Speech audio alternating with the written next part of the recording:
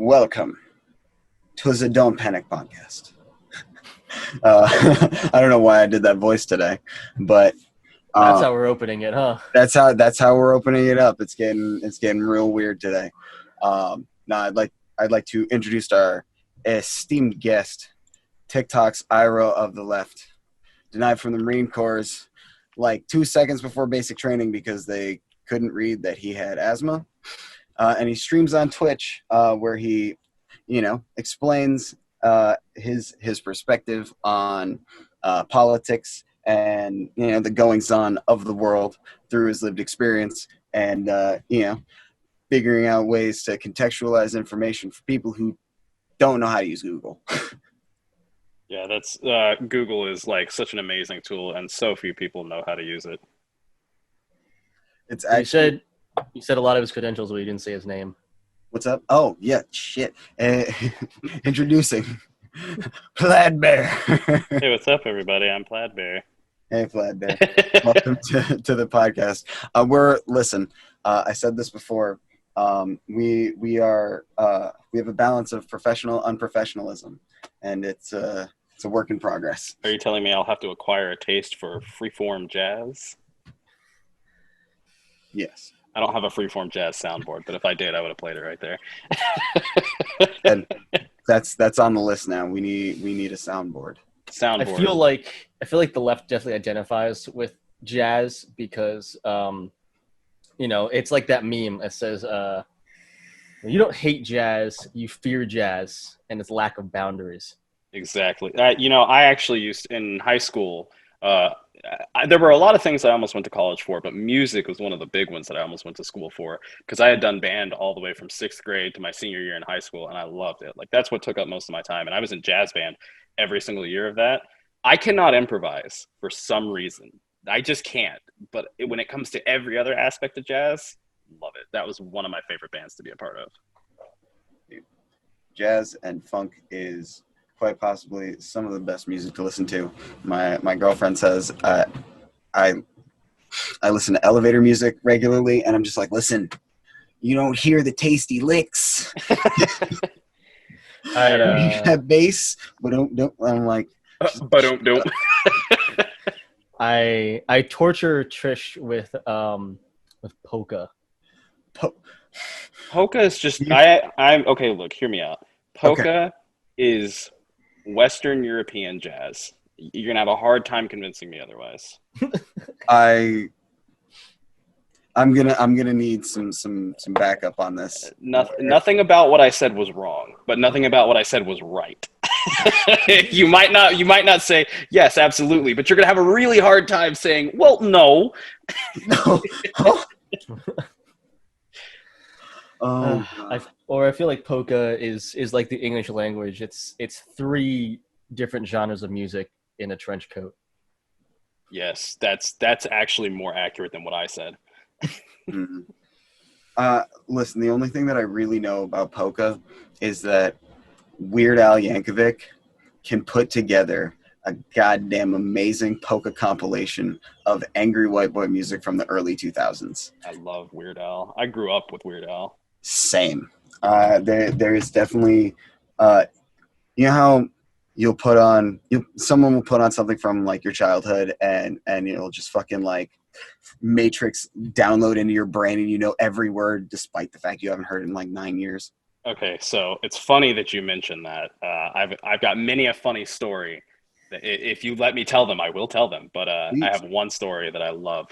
Okay. So in my freshman year of high school, I took advanced placement biology. And for anybody in the audience who doesn't know, because I'm an old shit, back when I was in high school, we had our AP courses where you could get college credit. I'm sure they still have them. They may not call them AP, but at the time they called them AP.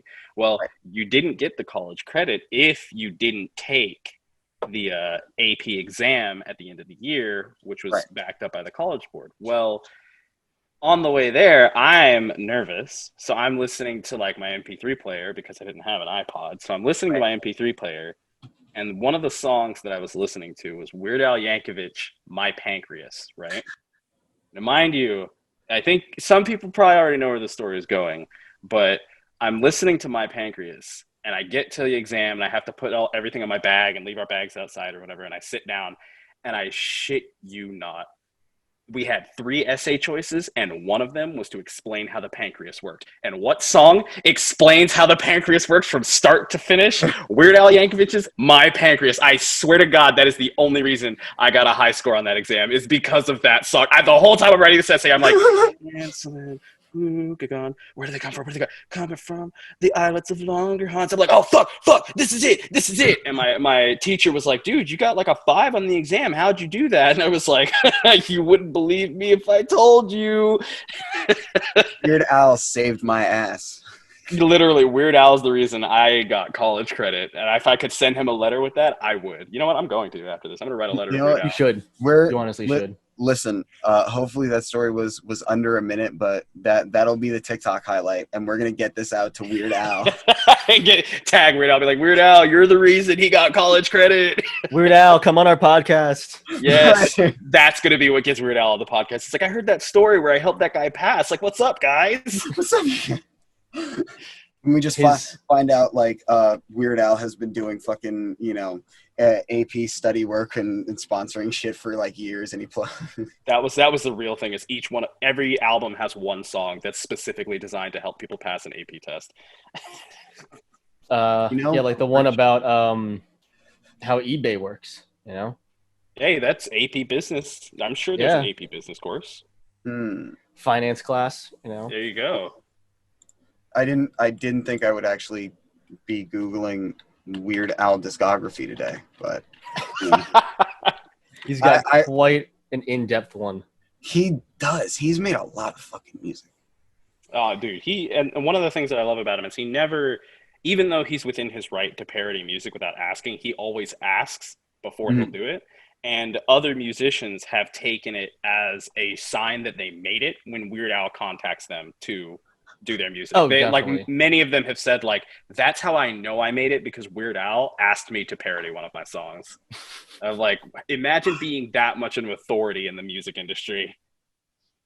That's insane, because you don't really think that someone would have, like, that guy would have that kind of power, but he does. And like Weird Al has some like crazy ass groupies. Like there's a dude who has like Weird Al tattoos of like all of his band members, and I'm certain like he's switched guys throughout the years. You know what I mean? Because Weird Al is the only thing you really need to be Weird Al. You know what I mean? Right. Yeah. Way like you can do MF Doom if you're just a guy in a fucking mask and you show up on time for his concert.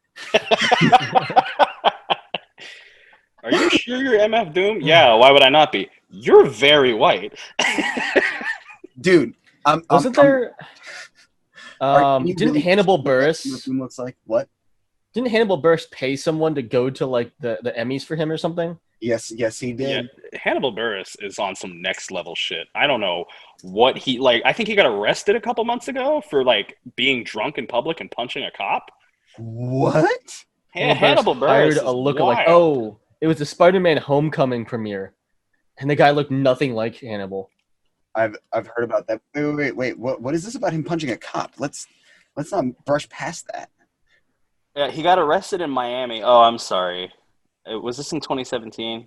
Oh no, yeah. Comedian Hannibal Buress, he sued the Miami police I think this year over a 2017 arrest. So then they released the body cam footage, and I think it came out that he was basically like being belligerent. Oh. But he was also very drunk, if I recall correctly. I thought it was like... I think you would need to be pretty drunk. Goes on rampage, just starts punching cops. I would have so much more respect for him for that. Yeah. Hannibal Buress is the new... what's the name of that guy that like built the tank and like destroyed a town? Oh, I'm sure. I guarantee if we just look up homemade tank, it'll come up. Nope. Apparently making tanks at home is a serious hobby because it brought up a whole bunch of people making tanks at home. All right. I mean, we live in the United States of America. How do you not already know that there are hobbyist tank makers? Like that guy's story came out when, like the early 2010s. That's not within the last 5 years. Killdozer. That was the name. It was the Killdozer. How recent was that? 2004. See, That was 2004? yep, that was Yeah. 16 years ago, dude. That is definitely enough time for a bunch of fucking like crazy ass redneck MacGyver types to be like, you know what, Billy Bob, we can build us one of those. I got a tractor.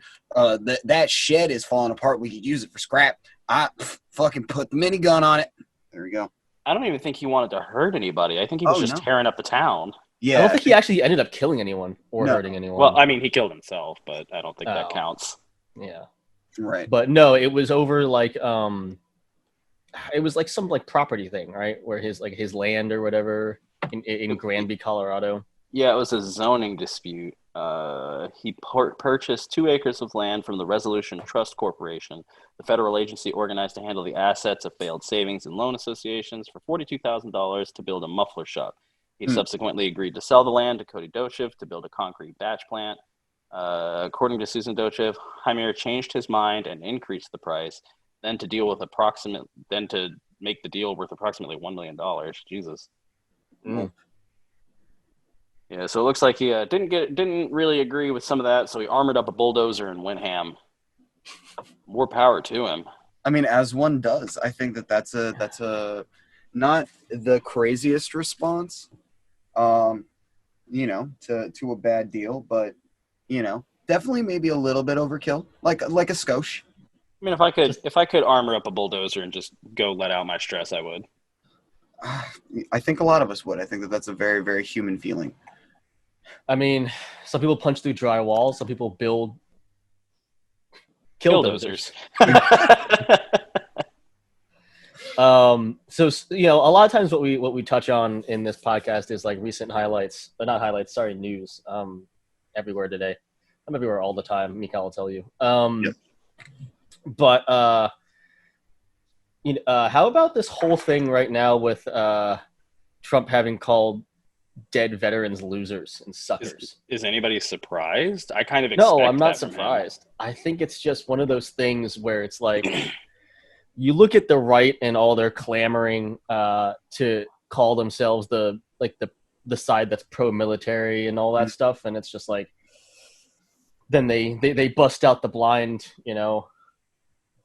Yeah, that kind of stuff happens. Walking around with like a visual impairment. Well, it's as time has gone on, and as I've experienced more and more with dissent among the right and the left, one of the things that I've noticed from the right is the louder they are about something, odds are the less true it is for them. So the more they scream about supporting veterans, the less likely they do. Because you have to look, every time there's a cut to veteran benefits, it happens under a Republican leader 100% of the time. So they have to say that they're the party of the veterans and the party of the people, right, to cover up when they do something that is demonstrably against that, because they know the average person isn't going to go and look. They're going to take them at face value and move on. Yeah, exactly. And they're going to see like increased military budgets and kind of just assume that it's going to, you know, aiding the troops and whatnot, you know, and it's going to directly benefit the people who are on the ground, like doing the most work in their idea. You know? Right. And it ultimately doesn't do that. It ultimately ends up just going to purchasing equipment and maintaining equipment that shouldn't have been purchased in the first place. So right. It's the average person is very, very easy to mislead and beguile if you do it right. Mm-hmm. So much so that if you're in the problem, and this is also a very conservative thing, the problem is, so people conflate, and this is just an example, people conflate wealth with success, like with hard work. They believe that to attain wealth, you have to work hard. So when they see someone who has wealth, the assumption is that they worked hard. Yes. The problem is it's not a two-way street on that. You can be wealthy and not work hard, and you can also work hard and not be wealthy. But in their mind, it's totally, you cannot divorce those ideas. So it's in the same way, if you're giving money to the military, you support the military. Yeah. Not taking into consideration that if you want to support the military, you give money to the VA and veteran support programs, not the military. Right. Yeah, but they'll just their argument will just be, well, the VA didn't work in the first place. They'll take enough money from it so it breaks and it can't, function efficiently. And then they'll say, well, it's hemorrhaging money and it's broken. So yada. And that's one of the things that they'll do is they bury their legislation under either dishonest naming, or they'll hide it as a tack on to other legislation that people would be stupid to not support. So like let's say there was legislation that says, we're going to give farmers more money. Now, to say no to that would be political suicide. You would ruin your career. But what the conservatives will do is they'll tack onto the end of that, like, yes, we're going to give more money to farmers, so long as we cut funding to Planned Parenthood. Well, now if you say no, they can say, look, the Democrats are saying no to giving more money to farmers. They want you to starve. And then now the Democrats are on the defensive trying to explain, like, no, you tacked on to the end of that we have to defund Planned Parenthood. And the two things are unrelated. I cannot, in good faith, pass one bill and then also this thing you tacked on at the end. But the average person doesn't care because they don't have the energy or the will to look beyond what is being said. They've conditioned themselves to trust the authority. And also, it's the confirmation bias. They're on the right. They don't like the Democrats or anyone on the left. So when something like that happens, they see, look, just like I thought, they hate us. Yeah, they're like, oh, look, they're doing it again. They want to take money away from us and give it to the criminals. And it's like, well, if you kind of take a step back and look at what's actually being done, that's not the case. But that's a very hard discussion to have. I don't know if you guys knew this or not, but I'm actually in the process of like starting my own political party or starting a third party. Yeah. Because at the end of the day, that's the sort of thing that it's going to take to break this cycle, is to have the straight man, no nonsense, by the books, like this is what we're doing and this is why we're doing it. Because if the Democratic Party would come out and say, this is what we're doing and why, before the Republican Party can make it seem like they're doing something else, now the Republican Party is on the defensive. But the Democrats don't want to do that. I mean, I don't like either party, but I have my reasons for both. Yeah. Yeah. I mean, I was going to say, no, that's actually one of the ideas that I have tried to find a way to verbalize. And that's definitely one of the main reasons why I started following you, is because of your talk about a third party that is no nonsense, that does attack the issues of, like, regular and working people, because that's kind of the point. And the issue that I took away, and one of many issues that I took away from, like, Bernie Sanders specifically, is that he kind of siphoned away the energy this election cycle that could have gone to a much more materially effective coalition of people trying to start a third party, as opposed to bringing all of that towards, like, the DNC and playing that game. You know what I mean? And part of that just stems from the way, so, I identify myself as a socialist and I have no problem doing that.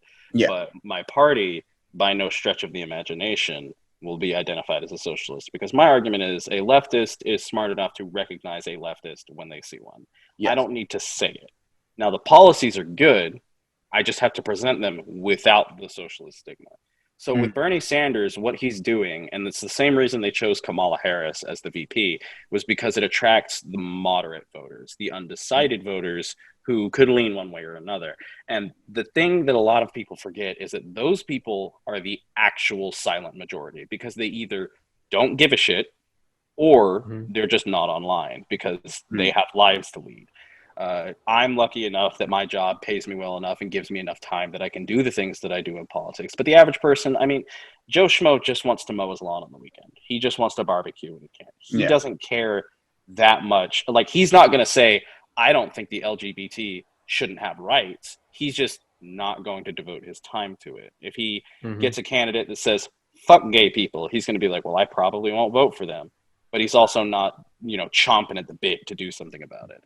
Yeah. And what Sanders has done is he's tried to appeal to that middle ground, because even if he loses out on the hardcore leftists, what he's making up for in moderates is going to vastly outweigh that. And it's just the political game. The Overton window in the United States is so far right that even conservative values in other nations here are like crazy liberal. So it's just one of those things that he's playing the game, and it's pissing off his voter base because they've kind of been more and more radicalized by Trump's administration. Oh, definitely. Yeah. I mean, Mika and I talked about it on other casts, but we felt a little bit disillusioned in the way that Bernie had gone about things. Even though he was still, the most progressive candidate available, and to a point of how you were talking about how just the way that the platforms have shifted so far right is how Bernie is like this social democrat with like enacting social policy in a democracy, but everyone on the right points at that and screams the dirty word socialism, screams the dirty word communism. I mean, how often do you see someone, a conservative online calling someone like a liberal communist? Right. Now, that's basically their boogeyman. They Yeah. need anybody who's left to be a communist because, quote, communism and socialism have never worked. Now, this is why I know none of them will actually engage with me in either a rhetorically honest way or in a position where they have to defend their points in real time. Because the first question I ask when they say that is, well, define work. That is a struggle for them all the time, because they'll be like, well, it has to be a country that's still around, and I'm like, well, the Roman Empire wasn't around, and I don't think you would call them unsuccessful. They were very successful. The Ming dynasty isn't around anymore, and they were very successful, so I don't think you would say they're not successful. What about the Japanese Empire? They've been reduced to just the country of Japan. They don't exist anymore, but would you call them unsuccessful? So now they have to turn it around, and they have to be like, oh, well, the countries aren't as wealthy as capitalist countries. And I'm like, well, are you also taking into consideration like the Democratic Republic of Congo? What about Chile? What about Liberia? What about Monrovia? What about all of these countries that are capitalist and very, very poor? And it's one of those things where they'll say, oh, those are whataboutisms. And I have to say, no, they're examples of where your logic is not being consistent. Because when people say socialism has never worked, my argument to that is, well, what other economic system took a nation from farming fields that couldn't be cultivated with wooden hoes to conquering space before the United States in 50 years? I've never seen an economic policy do that before. It's never been done. And only one time has it been done, and it was with the USSR. Yeah.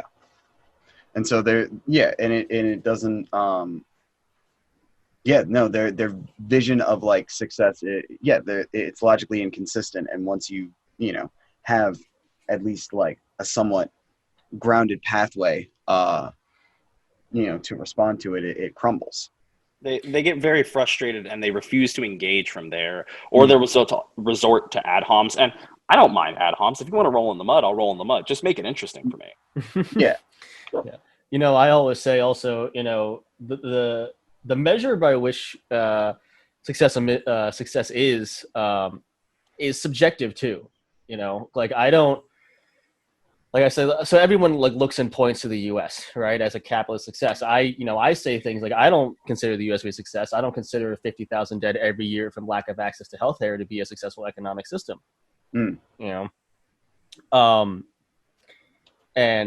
I also don't find like an economic system that allows for a lot of our food production to be in what is the hands of a very small handful of companies that create hundreds upon hundreds of different little brands that create the illusion of choice. You know what I mean? And it's such a weird concept.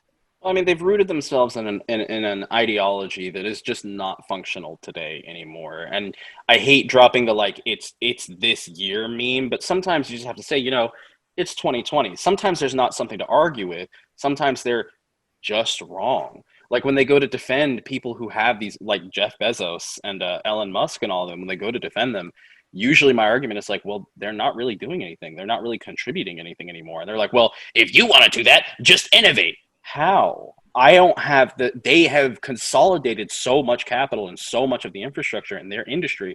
There's no way for me to break into that. Do you know, like, here's a perfect example, because I actually used to work in networking. I used to work for a big ISP. Do you know why you don't see smaller ISPs popping up? Kind of, but please explain. It's expensive. It's crazy expensive. So I don't know if you guys remember, but about 5-6 years ago, Google wanted to break into the internet industry. Google Fiber, it was all the talk, right? Yeah. They went nuts in Atlanta, Dallas, LA, and New York, I think. And then within 3 months, they stopped talking about it because it was so expensive. Really? it was so expensive that Google stopped doing it. And Google is worth a lot of money. So it's for people to say like, oh, well, competition this, competition that. Well, it's hard to be competitive in an established market. Maybe 60, 70 years ago, sure, you could preach competition. Once you're in an established market, the rules have to change. It's just like in League of Legends. When League of Legends was launched, it's fucking, you can do whatever you want. Who gives a shit? 2 top, 3 bot, fucking everybody in the jungle. Who cares? It's whatever. We don't have an established rule set. But as the game progressed and evolved and they retooled it, every season there's a different meta. And the same thing largely applies today in our economic practices is the meta currently of innovating and competing doesn't work, because what's stopping Amazon from just being like, fuck this business? They're trying to move in our turf. They can afford to undercut me until I go under. I can't. Yeah. And that's like a tactic that Amazon is guilty of. They've hemorrhaged money on so many different products to buy out, like I think it was a competing like baby supplies company, and then they launched like Amazon Baby for like a super reduced price of all of those same products, and like lost money for years, and then they fucking ate the website. Right, and I mean, there's nothing you can do to compete. There's no way, unless you have an equivalent amount of capital, to reasonably compete with that. And I love that you brought up that example of Amazon, because a friend of mine, he's been my friend for 16 years. Love him to death. He's a fucking moron, but I love him to death. Die hard capitalist, die hard conservative. He always wants to argue with me.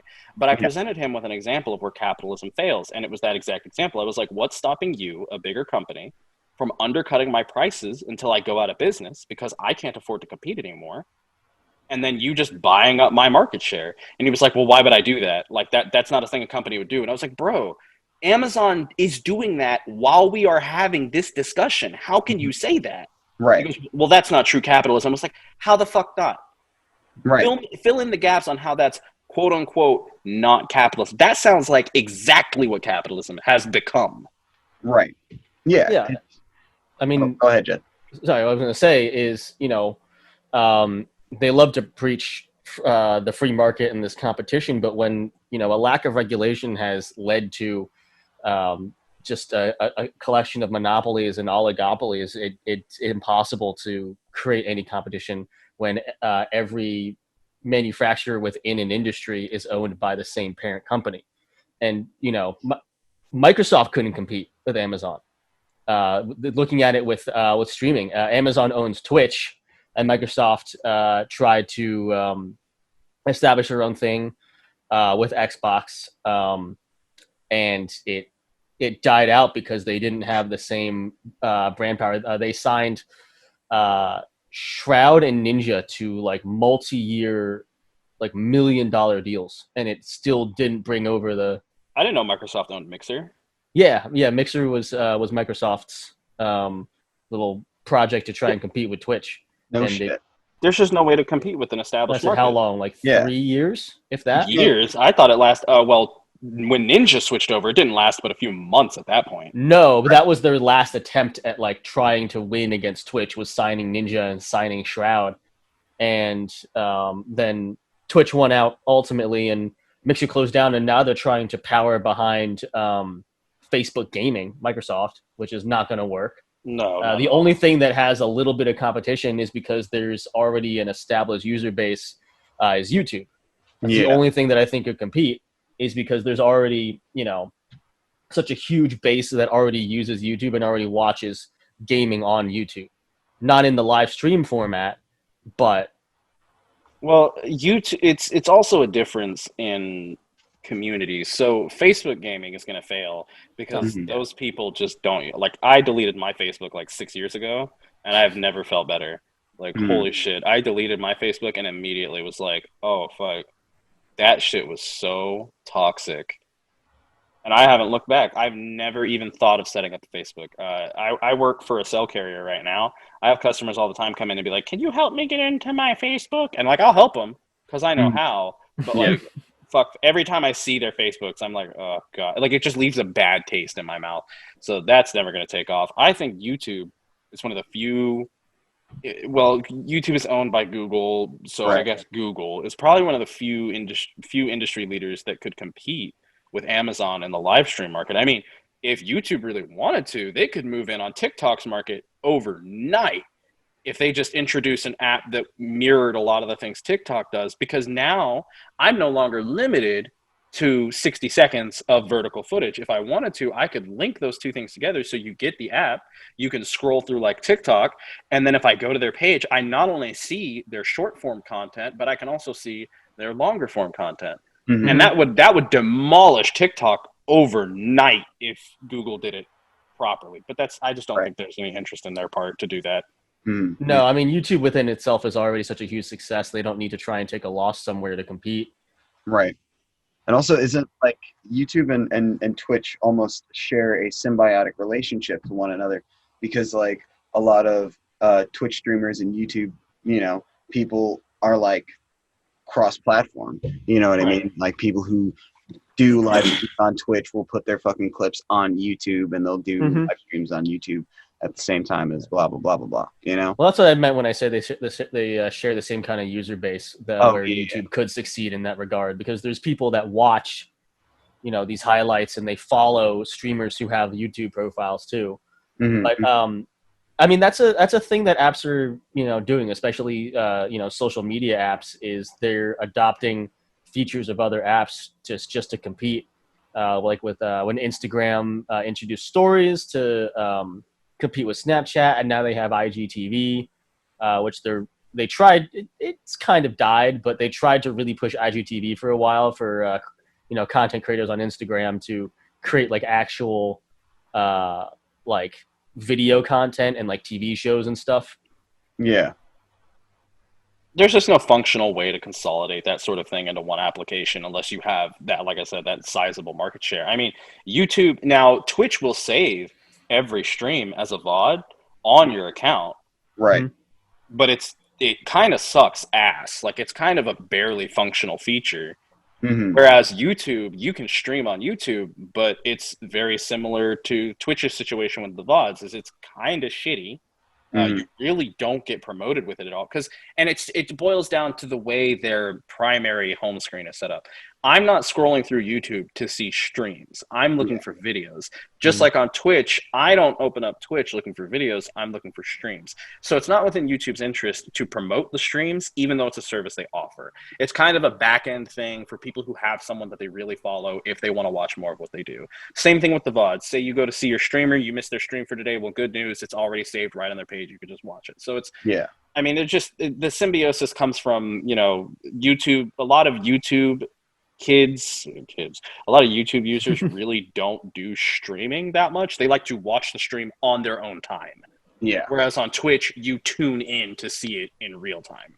Right. Yeah, like I follow a few streamers, but they're really people I know. And then for like well-known streamers, I don't tune into their live streams. I watch like a game highlight where, they did really well on YouTube.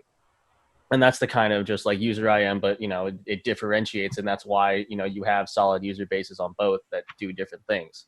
Mm-hmm.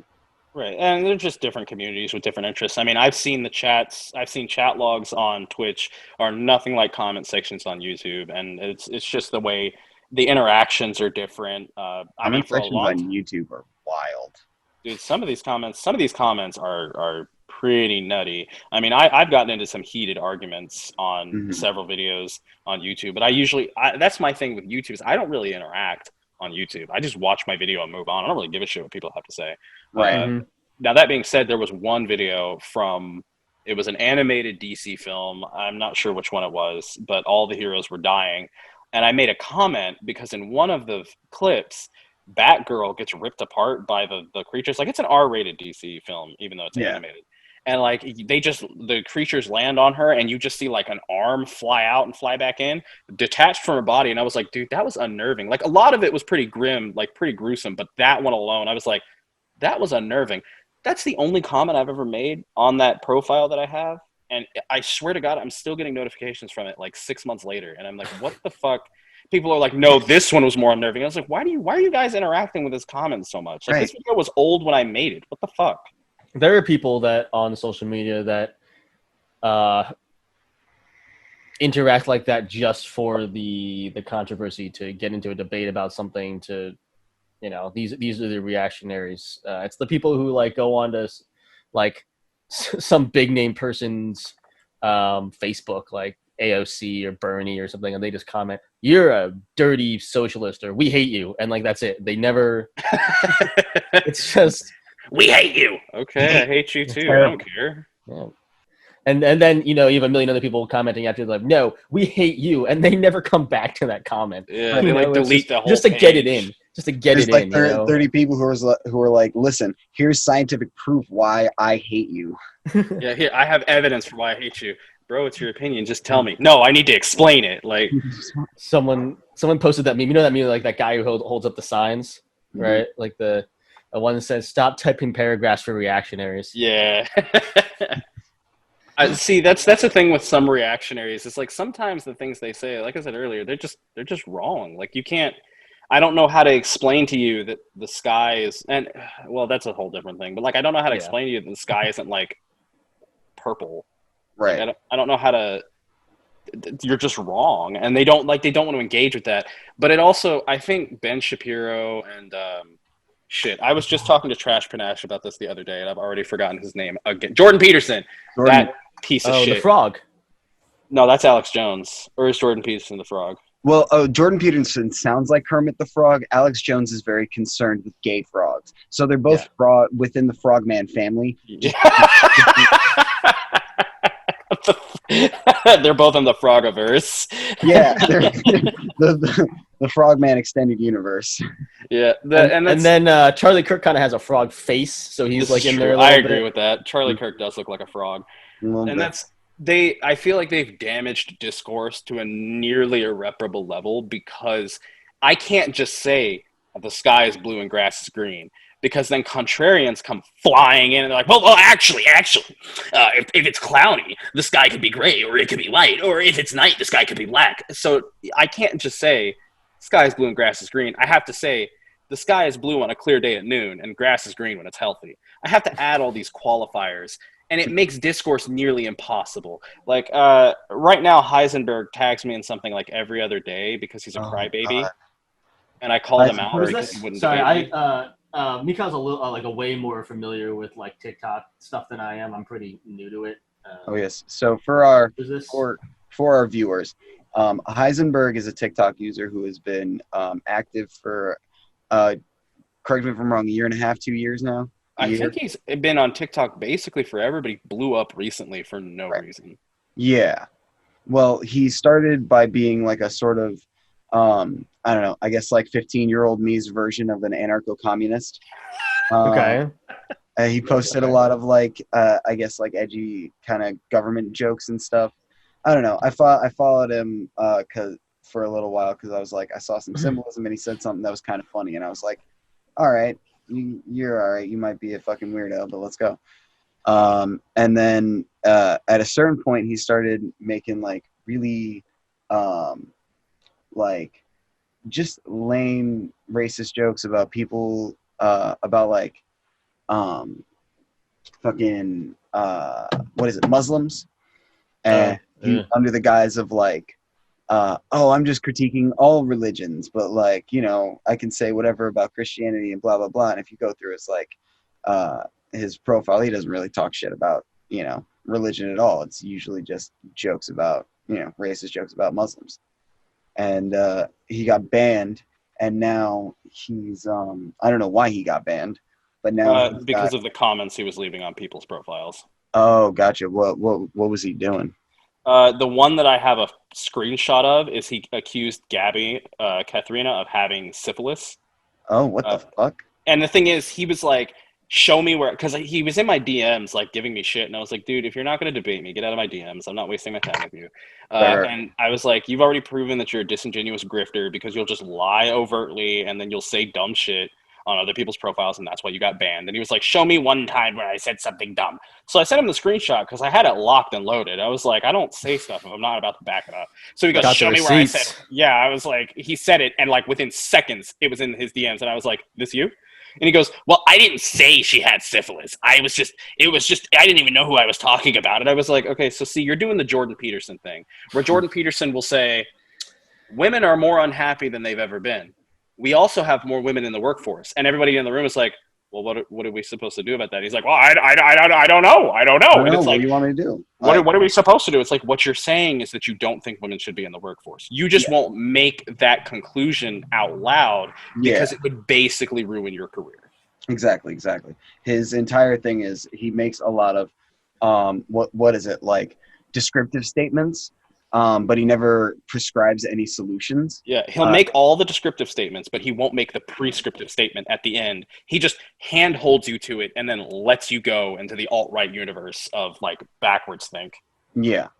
Yeah, it's like talking about inner city violence as a culture based thing, but he won't specifically say word for word that black people are more inherently violent. Well, see, the culture is such a frustratingly nebulous term to me because when I ask them to explain what they mean by culture, they usually don't have an answer, and that's fine because that's what I expect. But when they say culture, I'm like, well, what do you mean? Can you clarify what you mean by culture? They're like, well, you know. Black people, and I'm like, that's not culture, that's a group of people. And they're like, well, and I'm like, no, I don't know, because guess what, white people listen to hip-hop, white people can live in the ghettos, Mexican people listen to hip-hop, they live in the ghetto. I was like, it's not a cultural thing. Like, have you ever listened to rock and roll? That's black culture. I don't know what to tell you, dude. I'm like, the culture is just a nebulous term they use to avoid just saying, I think black people are inferior to other races. And I'm like, if you would just come out and say that so I know who I'm engaging with, it would make my job so much easier. Exactly. But they have to like gish gallop around it and can, well, at this point it's becoming like less and less abstract. Like I remember looking through the comments of someone that like follows me on TikTok, and they were responding to someone else's argument, saying like, oh, this group of people is experiencing like hatred because there's a bunch of fucking a really obnoxious minority of them ruining it for the rest of them. And the kid's like, oh, so they're like, as what the fuck, why am I, it's a Papa Gut and his fucking Papa Gut is an example of how toxic parasocial relationships can turn someone who's otherwise progressive into a fucking moron. I don't care what anybody says. I listened to his interview with Vosh, and there he was very like, yeah, no, I'm more progressive than people think. And then he got back to his page where I guess his rabid fucking fan base was like, you stupid bitch, why would you say that? And I get it, because I don't have a big following, but I have a following. So like you want to give your audience what they want, right, so you can continue to grow, right, because serotonin. But he doesn't people don't recognize how that parasocial relationship, you have to be very firm in who you are to not be molded by it. So I think at one point Papa Gut probably was more progressive than he let on, but he fell victim to his audience being not that at all and has gone way off the rails with it. Yeah, it's very, very strange, because like I responded to that particular take, and I was just like, this doesn't make any sense, my guy. And he preaches being this like unbiased, objective, right in the middle person, when he has very biased opinions on either side that he projects, but then he has this fan base that just goes like, well, Papa has spoken, so like that's it on the matter. And no one's allowed any more input. Well, he made a post that I had commented on that somehow showed up on my For You page. He said something, and his whole community, the same group of people that say Papa has spoken no matter what he says, he said something that was a little bit more progressive than they liked, and they were like, I don't know, Papa, I think you missed on this one. And I was like, I made a comment where I was like, I think it's so funny that you guys swear by everything he says, but the first time he breaks the mold for you, you guys fucking cannibalize him. And the thing is, this is how I know he was molded by the parasocial relationship with them, is because he never had that take again. He doesn't show up on my For You page anymore. So for him to say that that's not what's happening, that is exactly what's happening. You'd have to put in a lot of energy to convince me otherwise, because his take was very, very centered, very like objective, reasonable. What was the particular take? If you don't, I genuinely don't remember. It was like weeks No, I think it was a couple months before he got banned the first time. So it Oh, was a very long time ago, Mm. and they fucking cannibalized it. But from that moment forward, they just I think it was a trans rights thing. I think he was saying like a woman is a woman and a man is a man, and that's up to the individual to decide because gender and sex aren't linked. And his community fucking lost their shit. And now, wow. if you go look at him now, he will never say that. Right. So for people to say that he's not being influenced by his audience, for people to say content creators aren't being influenced by their audience, it's just dishonest. It's just like with Destiny right now, his fucking shit tier take with the Kenosha shooting, where he's Yeah. like, yeah, it's self defense. For me, that's really frustrating as someone who's followed him because sure, if you're just basing it off of that video, but this is the same group of people that want the full story when they watch the full story from start to finish unfold in front of them. And it's frustrating because, and like I said, I don't interact on YouTube a lot, but when I Right. saw that, when I saw his like string of being a contrarian, probably because he's bored in Sweden, I was like, he's rapidly attracting the alt right community, and I Yeah. don't think that's a good thing. And like the alt right NPCs with their broken grammar and their struggle to attempt to understand what I'm saying showed up, and they were like, "You're so ignorant," with like the wrong "your." I was like, "Dude, you don't even know what I'm trying to say. Just please stop. I don't have all day to like teach you English." But Right.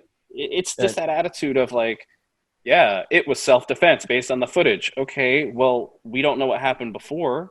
Right. Oh, well, he was there and doing these things. And I'm like, yes, but that was like hours before this. I'm talking about the immediate moments before the shooting, Yeah. not 6 hours ahead of time. But Yeah. even then, that's a shitty need. I don't need that because he's in an area that he didn't live, defending property he didn't own, from Right. people that didn't want it, with a gun he wasn't allowed to have. So when you have all that context, it's like, well, is it still self defense? Because should hmm he have been there? Yeah. I mean, I said this to someone on Facebook, but I was like, you're describing self defense in the sense that he wasn't the immediate aggressor in this video where someone throws a Coke bottle or plastic bag at him, whatever, and then Yeah. gets chased. Like, so, but I was like, that's your opinion on what self defense is, because if we're talking about the legal sense of self defense, it's not. So, like, Right. which one are we going by? What's our measure here? Because Wisconsin has castle doctrine, which means which basically says you cannot claim self-defense if you're in the process of committing a crime, which he Hmm. was. In both senses, it was either his gun and it was illegally owned and he was there illegally with it, or it was his friend's gun who illegally gave it to him and it was illegal for him to borrow it. Either way, he was in the process of committing a crime. So legally, he cannot claim self-defense in a court of law. So it's self-defense in your opinion based on what you've seen, but it's not actually self-defense. Well, that's the thing is they know it's not self defense. It's just like here's a nuclear fucking take for you that I'm sure will get me canceled, but that's fine. I'm genuinely very personal responsibility, and I think it stems from me being a Buddhist. A lot of Buddhism is personal responsibility. So, like an example, I have. And like I said, nuclear take, probably gonna get canceled. That's fine. You guys remember the Brock Turner incident from several years ago? Yes. Mm-hmm. Everybody around me hated me for different reasons for having this opinion, but in my opinion, everyone in that situation was wrong. Brock Turner, the woman, the judge, the lawyers, everyone was wrong because she shouldn't have been passed out drunk at a bar, like behind a bar. He shouldn't have tried to rape her, and the judge shouldn't have let him off. Literally everyone involved in this fucked up in some form or fashion. Because my attitude is you shouldn't get so blackout drunk in public that you can't take care of yourself. Because my mentality is, what if someone had just murdered you? What if she had been picked up to be sex trafficked? Nuclear take, yeah, but to me, the shortcoming there is you should have been more responsible with your alcohol consumption. That doesn't make it okay what happened to you. No, not at all. I don't think what happened to her should have happened to her. Just, I can't also say that she did everything she could to stop it from happening. And I'm not saying I don't give a shit what she was wearing. I don't give a shit where she was. I don't give a shit what she was doing. It's just the fact of the matter that she got so drunk that she passed out in an alley. To me, is like, well, if that had been me, nobody would give a shit. But for some reason, this case blew the fuck up. So I'm like, that's personal responsibility. But in this context, I'm holding the same attitude where I'm like, can we really claim self-defense? Because he fucked up in multiple ways. getting to that point. So the same people that wanted to defend Brock Turner, saying like, well, it's not his fault, are now also not saying the guy that was murdered by Kevin Rittenhouse. They aren't saying, well, it's not his fault because Brock Turner put himself there. And I'm like, Kevin put himself there. I'm like, come on, dude. Either personal responsibility or not personal responsibility. Like, we can't. I mean, I understand that take. One being that it's Kyle Rittenhouse. I don't, but he went out of his way to be there. That's one. Yeah. And the other one is if we're talking about the personal responsibility aspect. I think I get it in the sense of like, it's not victim blaming. No, I don't think it's her fault. Let me specify. I don't think it's her fault what happened to her. I just think it was very irresponsible to get that drunk in public. I think so. What I will. I mean, I don't know shit about. I mean, I know about the Brock Turner thing. Let's get that completely out of the way. But I don't know about her situation prior to getting that blacked out drunk. But I think that to say that is that's almost a responsibility of the bar more so than it is a responsibility. Yes, that is true. Of the woman, because like I can, as a like I've worked at a fucking bar, right? And people getting rowdy at the bar was our fault. You know what I mean? And like that's what I was a door host, so I was essentially a bouncer and a trash guy.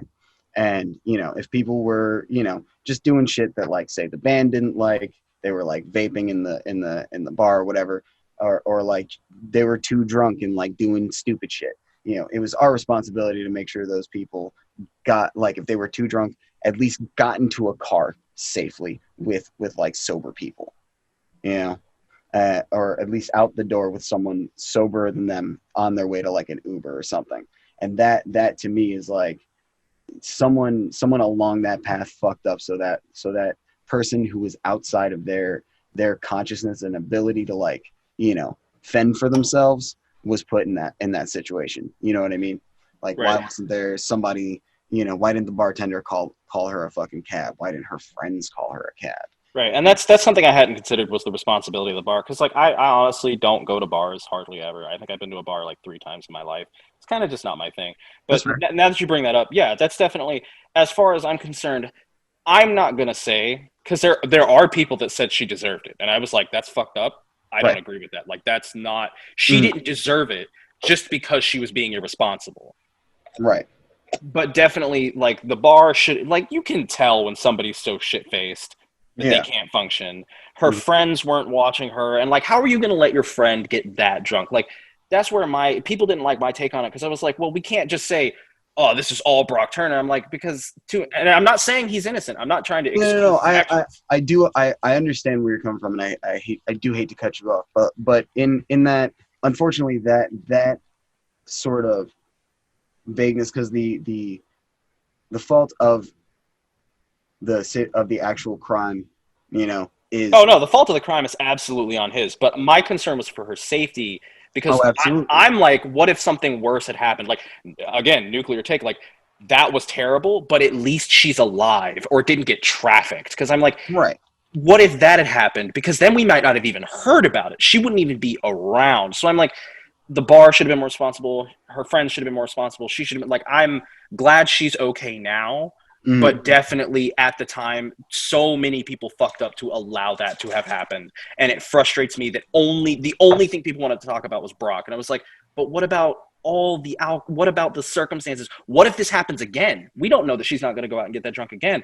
Does she have an emotional thing? Is she drinking her feelings away? Like, let's prevent her from getting hurt again. I don't like that.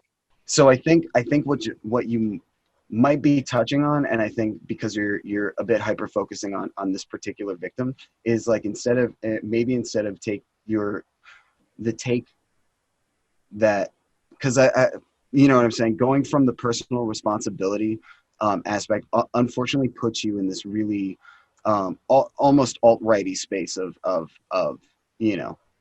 talking about sexual assault. And I think that that's not at your core what you're trying Oh to no, do. this exact thing is exclusive to this situation. In any Right. other situation, I'm always like, nope, you are responsible for yourself. If a man or a woman forces themselves on someone, that is the responsibility of the person who did it because they know better. But in this context, I'm like, there's too many moving parts in this specific scenario Right, for right. me to be okay with any of it. Yes, and I can agree with you in that aspect, and I think that there is a bigger question that I think you're trying to ask, or that can be asked from that line of thinking, and it's like, what is the current culture around everything that led to the steps of a Brock Turner situation being able to happen? You know what I mean? What are all those moving cogs and pieces that where people fucked up? You know? Right. Like, why is it socially acceptable to go out and get that drunk? Why are people not as worried about their friends as they realistically should be? Why are Mhm. people perfectly content watching someone hurt themselves and not step in and stop them? Like, to me, those are the questions that I'm asking, where it's like, why are we not concerned with our neighbors? Like, I'll just message people occasionally if I haven't seen anything from them or heard from them in a while. I'll just be like, hey, you doing okay? Like, how you doing? And a lot of people get weirded out by it. And I'm like, no, it's just you are a human and I want to be sure that you are okay because Mm-mm. even if you don't feel like you should be important to me, you are by virtue of being another person. So Mhm. culturally, for me, it's just frustrating that everybody was like, Brock Turner's a rapist and that's all we care about. And I'm like, yes, you're correct. I don't disagree with that. Can we also address like why we were willing to basically everyone around her let her get raped? I'm Mm-hmm. like, Yeah. why are we not also being like, yes, Brock Turner raped her and none of her friends wanted to go make sure she was okay? And because her friends weren't the ones who caught him. It was two guys that just happened to be walking by. So Yeah. I'm Yeah. like, her friends didn't go to stop her. The bar didn't cut her off. Like, I've been Her, cut off by my friends. Mm-hmm. Not yeah. like a Her bar would friends never let didn't me drink that didn't much. check on her when she's been gone. Yeah. No, I mean the point I wanted to make is, if we apply this kind of situation to something else, we look at the climate, and I think this is where you're getting at with the personal responsibility. It's understand sort of where you are, and not everything is coming from like the same level. So let's if we look at like the Jacob Blake shooting, right?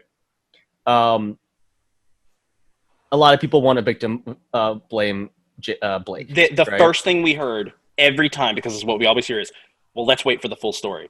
That was the full story. You watched those cops let him walk to his car. They didn't, and people were saying, oh, Mm-hmm. well, there was a knife in his car. They didn't know that when they shot him.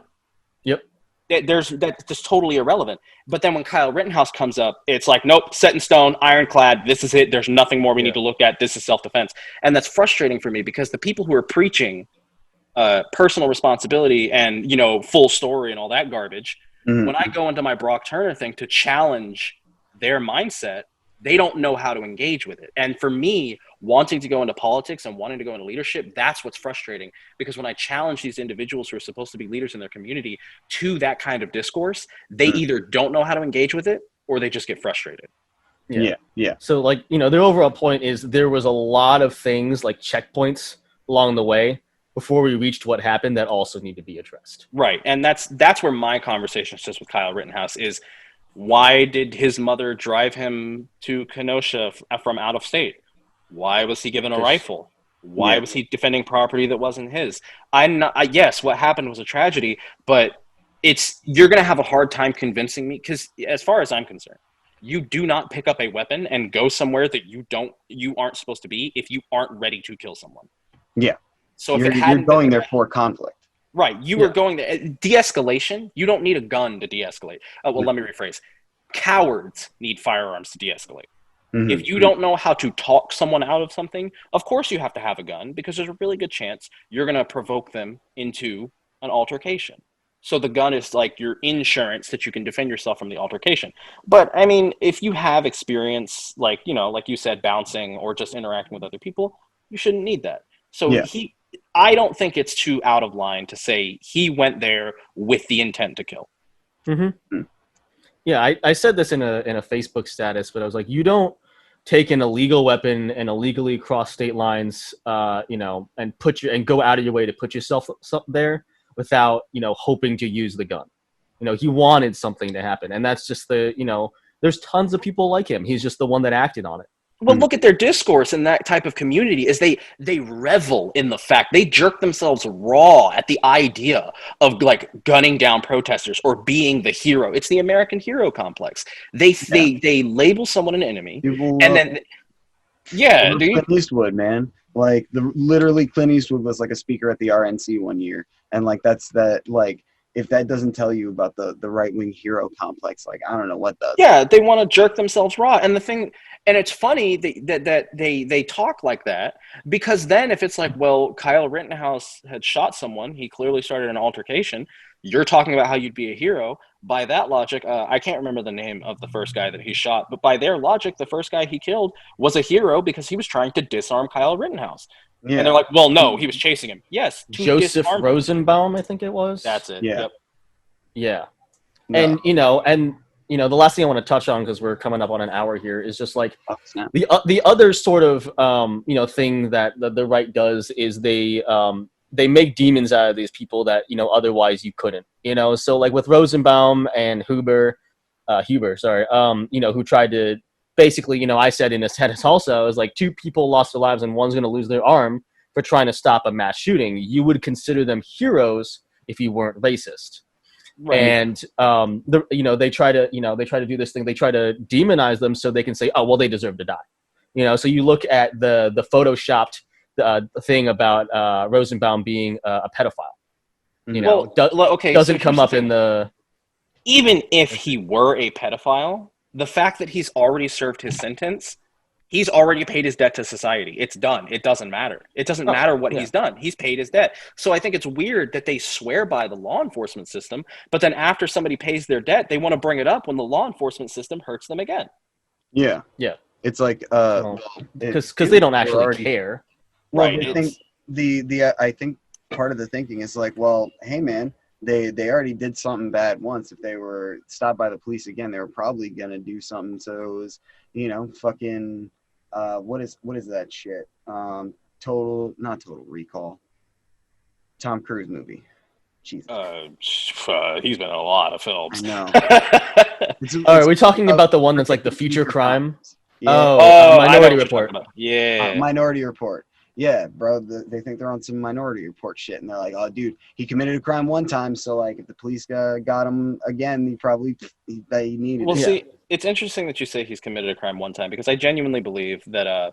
So what it is they're passively admitting that the criminal corrections industry in this country doesn't work.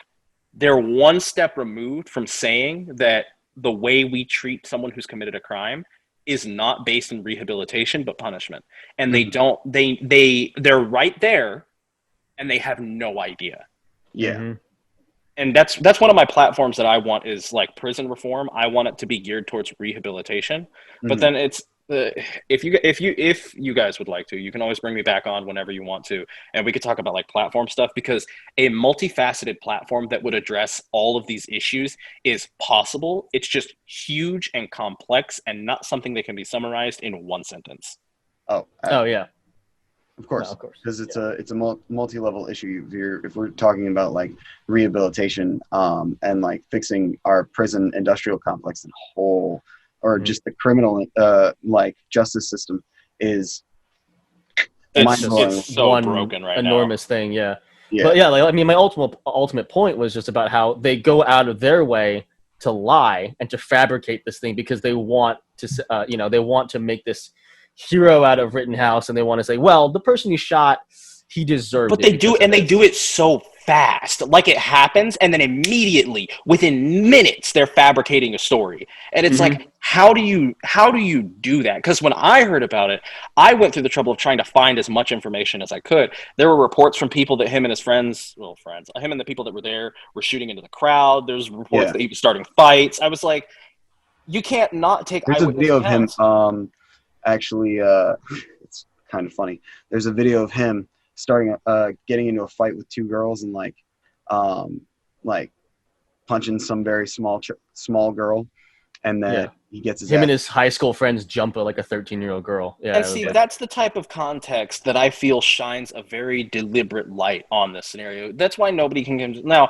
again, my mind could be totally changed. Maybe he had a change of heart. Maybe he was genuinely there thinking he was doing the right thing, and it was self-defense.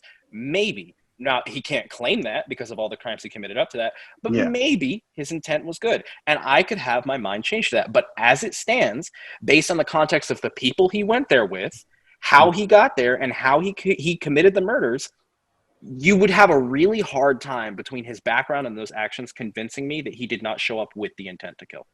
And it plays into a stereotype, but the kind of person that he is and the kind of person he showed himself to be on social media is a very specific kind of person that we're all knowledgeable of. Yeah. Right. So yeah, you'd have a really hard time convincing really anyone who did a minor amount of research into what happened, that he was a different person than what he's shown to be. Right, Yeah. and that's what it boils down to, is like usually you'll find that a lot of these conservative types, a lot of them always like have to talk about how good they are. They have to put a lot of energy into quote unquote being good. So he's like, yeah, we're here to clean up the graffiti and do this and do that. And I'm like, well, why aren't you? Do you do that in your community? I mean, I Right. know you don't, but do you? Because now you're here using that as a cover to justify anything you do after that, and that Right. sort of thing is very, very Yeah. frustrating to And witness. he engaged with police multiple times, and no cop thought to ask, "Hey, are you old enough to own that?" Yeah, You know? dude, I saw him when I was like, this is a kid. He still got baby fat, dude. What Yeah. is I mean, he this? looked like a child. I mean, he doesn't look older than 18. I mean, he No. isn't, but he doesn't. You know. No. So you talk about like a probable cause and all the shit that people use to justify the killings of black people, and they didn't use that on a 17-year-old with a fucking AR. Well, there was also the Right. footage of the police officers saying they were grateful for them. Grateful for Yeah. them for what? Doing your fucking job, dude? Like, come on. And that's You're just supposed to be there, but here you have this militia showing up, and Right. don't even get me started on this militia 2A bullshit. The Second Amendment is something I'm very adamant about, and it frustrates me to no end that people are like, yes, it's to protect guns, and I'm like, no, it's for militias, and the militias we have are fucking garbage. So Mhm. it's just weird to me that they were so grateful to these militia members who weren't doing anything and shouldn't have been there. But then when Yeah. the militia members break curfew, oh, we're so great. That clip where they said they were grateful for them, they had already broken curfew. Yeah. Mm-hmm. So they were why already, were they like- rounding? Yeah, they were. Why were they rounding up protesters but thanking the militia members? Yeah. Because It's just telling. It's the cops telling on themselves about where they stand in the whole regard. They're not this unbiased, objective. And no one on the left is saying that they are, but it's just it's sort of proof in the pudding. Right. I You know? mean, they speak for themselves, and I think it was you, Jewel. I had a conversation with the other day Yeah. about. So he was concerned about whether or not the military would be on our side if things were to get worse, and they are. The military's oath is to the Constitution, not any individual or city or state or anything like that. If something were to go wrong, or if things were to get any worse than they already have, which is a real possibility, I hope not, but it is a possibility, the military has zero interest in supporting these local police forces and these local militias. They not only do they have no interest, they have the means to basically wipe them off the face of the earth in a matter of days. It's zero competition. And it's just weird to me that the military, the thing that admittedly a lot of leftists demonize, a lot Yeah. of people in the military, like for a lot of people who've never been in the military, it's actually very left leaning, believe it or not. Like when you're in there, you're basically living as a socialist slash communist. You share everything all the time. Money's not really a thing. You work together. What you need, you get, and what you can give, you do. It's Mhm. weird to me that But the right swears by the military and then makes them live this very leftist lifestyle when they're deployed and when they're in basic and all that. Mhm. well, I mean, we can go on for probably weeks There's- about conservative hypocrisy, but Yeah. Oh yeah, gonna say they'd be there's beating a dead horse at that point. Right. But there's a thing that like I remember someone saying about something about the military, but like the I'm gonna misquote it and paraphrase, but it's basically like I think it's from a book, but propaganda can say 2 + 2 is 5 all they fucking want on TV, but on the battlefield 1 + 1 is 2, 2 + 2 is 4, and there is a level of like sort of reality, like harsh realism that the military kind of has in the sense that because they need bodies, they will be as progressive and accepting as they can to, you know, welcome as many, like, while it's like a good thing, like case in point, the fucking like the transgender military ban. The military was kind of like, dude, no, we want people who are gonna shoot Yeah, fucking guns. Like, Mattis made a point where he was like, "I'm not going to honor this because I need the best of the best, and if the best happens to be trans, the best happens to be trans." And yeah, that's one of those things with the military is the military is truly objective. When your life is actually on the line, you will be objective, and I think that's part of the reason a lot of the leftists in this country are the way they are is because they feel like their life is on the line. The LGBTQ community feels like their life is on the line. So to them, they have a commitment to finding the most real and the most true information they can, because if they don't, that's the end for them. yeah, absolutely. And it's kind of scary, you know, for a lot of people. Yeah. It's a messy situation. I genuinely think there is room for change. I think now is a good time. Now is actually the perfect time to start organizing communities and get people in a position where they can form a network. That's one of the big things about the conservatives in the United States is that they do have a really tight-knit network where they have control over their communities. I mean, look at Ben Shapiro. Ben Shapiro wanted his sister to get started on YouTube, and you know, he threw millions and millions of dollars at her, and now she has a YouTube channel. It's not very good. Everybody makes fun of her, but hey, she's got YouTube ads out the ass because she can. The left doesn't have people like that. We don't. I wish George Soros would give us a fuck ton of money, but he doesn't. Yeah. Wait, where is that George Soros check I keep hearing about? Like, I'd love to sign up for some. Let me tell you, dude. Yeah. Why hasn't George Soros subscribed to our Patreon, dude? Right, dude. Seriously, my dad subscribed and then unsubscribed. Hey, man, I need some new tires. What's going on, George? What's up, George? I think your dad had enough of our opinions. Your dad was like, "This is a little too liberal for me," and you're like, "I am liberal? I am offended." That's part of the big push for me with the Statesman, though, is to create a sense of unity and eliminate a lot of the divisive nature on the left. A lot of it does stem from language. Like I'm very in support of the LGBTQ plus because I'm like I want to mitigate as much harm as possible, but that doesn't mean they're free from criticism. And my whole thing, you'll hear me say this a lot in any of my debates, is I am 100% okay with criticism, but you have to criticize right. I'm not going to criticize someone for being gay because that's wrong. Right. But if they're using gay to excuse if they're using being gay to excuse actions that are harming other people, that is worthy of criticism. Oh yeah, absolutely. Yeah. There is definitely, I think, memes. So recently there was a meme that I love. It's got a clip from Ragnarok of the big rock dude, and the caption is "The revolution has begun." But it's this text conversation where, like, you know, it's like movies are is art made by rich people to sell to poor people. Opera is made by rich people for rich people. Theater is made by poor people for rich people. Memes are by poor people for poor absolutely. Memes are memes are the proletariat. Memes are the vanguard of the revolution. Exactly. Seize the memes of production. Seize the memes of production. I love that. Yes, but like through like, you know, some scattered readings and like, you know, news articles and just like listening to YouTube essayists and whatnot, I found this, like, you know, place of and through memes, a place of understanding intersectionality without actually having a word for it. You know what I mean? And there is like these what you were saying about like everyone's kind of worthy of criticism. It's when you start to line up what those criticisms are, right? In the sense of like there are a lot of gay folks, like Jeffree Star, I think is a great fucking example of this. Fucking you know, makeup guru dude, super out and gay pride dude, but like is also horrible racist.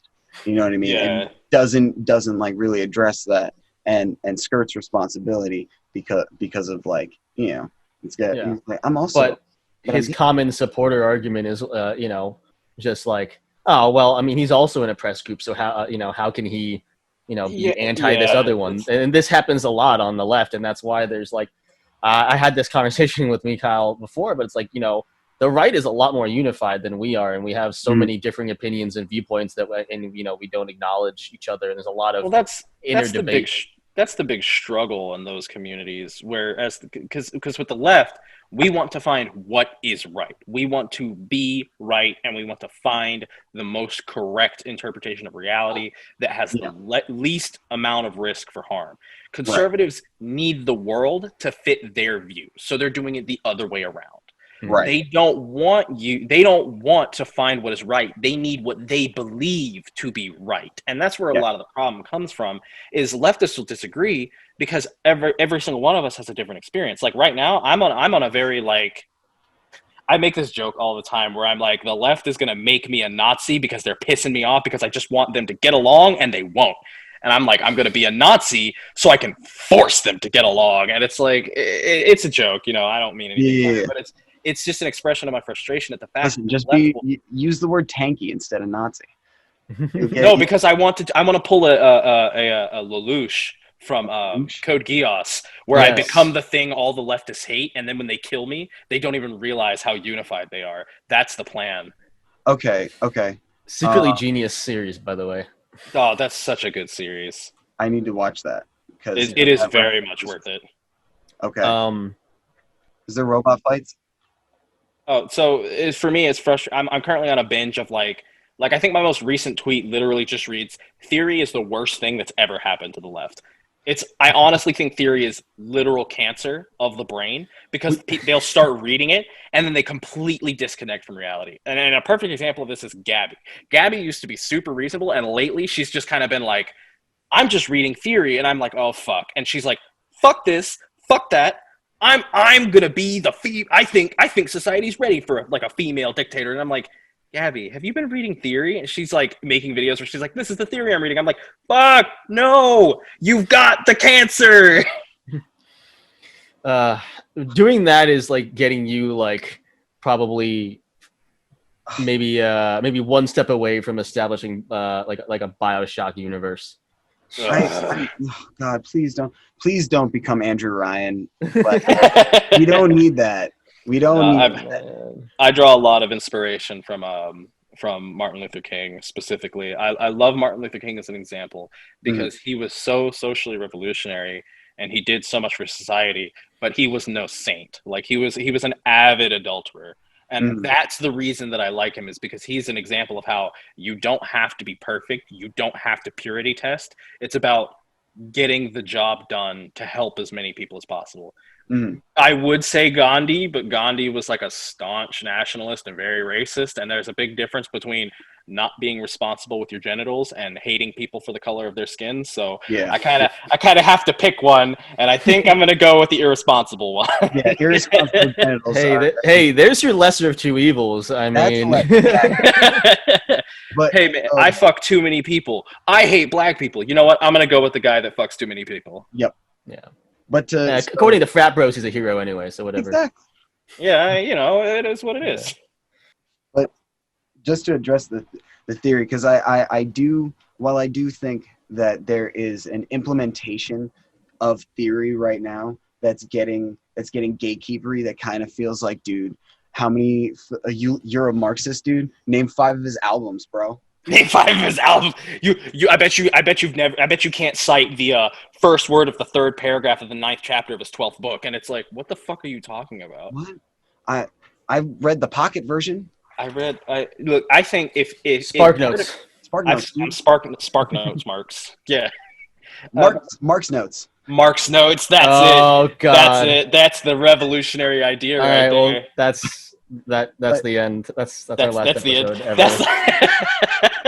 It's over. It's done. We killed the podcast because we're gonna start Mark's Notes. That's I think part of it is that these ideas are archaic. If you'll notice, and it's not a horseshoe theory thing. It's just like when people fall into theory, they develop this like very strict theory-based approach, and it's not too dissimilar from the way the right conducts themselves. They're just completely different mindsets, but they have the same overall function. And I think part of the I think part of the problem is that they're super archaic because a lot of conservative viewpoints are really archaic. For any of the viewers, if you really want to get caught up on, if you want theory that's applicable today, look up, oh no, what is his name? Fuck. Give me 1 second. If you have a point you want to make it now. I will edit this so it's like you didn't look it up. It's okay. That's good. I'll need to get back into position. But he is a socialist who socialist. Oh, Joe Biden, dude. According to the right, he's a socialist. Oh, you're right. It's basically Joe Biden. It's basically Joe Biden. Oh, here's his face. I just need his name. Joe Socialist the socialist, dude. Joe Socialist the socialist. His name is in this video. I know it is. Richard Wolff. Yes, Richard Wolff. That's his name. Richard D. Wolff is the fucking man. If they want, any viewers, if you want modern day theory that is practical and won't give you like the brain rot, just listen to Richard Wolff. Everything he says is very grounded and very helpful towards like making progress in our country today. Word. Yeah. All right. So we're pretty much out of time here. Anything that you want to plug? Nope. You guys basically plugged my TikTok and my Twitch. Statesman has social media. I just haven't posted to it yet.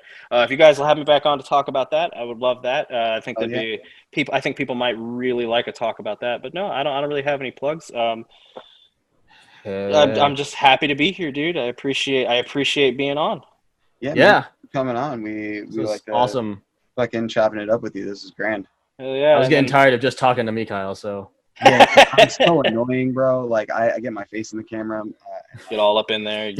Listen to our last episode. We spent 30 minutes talking about a dude who like jizzed on his keyboard. So haven't we all though? That's like a rite of passage. You haven't hit Pornhub Premium until you do that. Yeah, no. Whenever you guys want to have me on, just hit me up. Mikhail, he's in my DMs. He can just be like, "Hey, man, we're gonna stream. I'll let you know if I'm free. I can hop on. It's not a problem at all." I think people would really like. I think your community would really like the Statesman. I think you guys would like the Statesman. Honestly. Oh yeah. Definitely something if you want to talk about that, because I know what can be frustrating for us is not having people who want to talk policy. You'll find, and I know you feel this way, where you get stuck in these debates where you just say the same thing over and over and over. Mm-hmm. It's boring. I want policy. Right. Yeah, that was one of the issues that we ran into with some of our guests. We had three sets of guests actually, but like a lot, like the topics we talked about were very insular, and like it was all just sort of like this breaking community kind of thing, and drama and stuff going on in breakdance, which like everyone who watched from like Mikhail's TikTok, sort of didn't really understand like any of that. So we're trying to like branch out and get like, different guests and, talk about, more things that are, less sort of specific. See, that's how I feel about the movie on Netflix, The Green Room. It's got Patrick Stewart in it, and that's the only reason I started watching it. I don't know anything about punk. I don't know anything about punk performances. I don't know anything about being in a rock band. But this movie is a thriller horror about Patrick Stewart being a Nazi and like trying to kill this punk band for some. I'm watching it and I'm like, I don't understand enough to enjoy this film. I just wanted to see Patrick Stewart. Okay. All right. So the Don't Panic podcast. Please support us on Patreon, www.patreon.com/Don't Panic Podcast. Full episodes on YouTube, audio episodes on Spotify, Anchor, Apple Podcasts, Google. Doesn't matter. Everywhere. You'll find us everywhere. I'd like to also announce, if you're listening to the audio episode, you heard the sponsorship in the beginning, but we do have a sponsor. It is Anchor. They are the program that allows us to post all of our audio versions across every major podcast platform. So we get money per listen. So please just load us up on Spotify, on Anchor, on Google and Apple, and just take a listen, because we've made a wonderful 67 cents so far. Oh, yeah. I think if the sponsors ever saw that last bit, they would be like, I'm sorry, were people dabbing during our sponsor bit? Yeah, it's gone. It's gone. It's gone. They were like, you know what? They're either going to be like, you need more money, or they're going to be like, you need no money. I'm inclined to believe it's going to be the last one, the latter. Well, hey, all of that was also on my stream over at twitch.tv/plaidbear. They already said it at the beginning, but hey, everybody on my stream sees that. Show them some love, show them some support. We need Oh, more. hello, We need Plaid Bear more. stream. I didn't even realize we were on your stream. How many watches you got? Like one. I don't get a lot. Okay. People come That's back cool. and they watch the VODs later. Cool. Word.